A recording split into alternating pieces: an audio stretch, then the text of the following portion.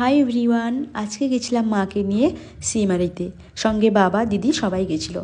তো মায়ের আজকে ডক্টর চেক আপ ছিল আর দিদির আজকে ফার্স্ট টাইম ডক্টর ভিজিট ছিল। তো আমাদের টাইম ছিল দুপুর 2টো। আর বসে বসে আমরা অনেকটাই বোর হচ্ছিলাম, কারণ আমরা অনেকটা আগেই পৌঁছে গেছিলাম।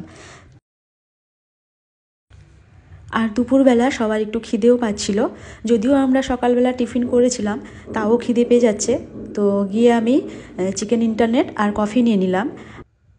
আর আমি যখন কলেজ লাইফে মেসে থাকতাম, তো ওখানে একটা বোন থাকতো, সেও এসছে আজকে ডক্টর দেখাতে। তো ওর সাথে পরিচয় হয়ে ভালো লাগলো।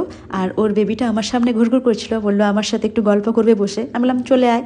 তো গল্প করলাম, এরপর ডক্টর দেখানো হয়ে গেল আমাদের। এরপর চলে এলাম। জামাইবাবু কলকাতায় থাকেন, তো চিকেন তন্দুরিটা নিয়ে এসেছিলো, আমরা খাচ্ছিলাম। আর সঙ্গে এগুলো পার্সেল করে দিয়েছিল, রাতে ডিনার করবো বলে। ছিল এগ চাউমিন আর চিলি চিকেন। তো কেমন লাগলো, নেক্সট চলে আসছি আর একটা ব্লগ নিয়ে।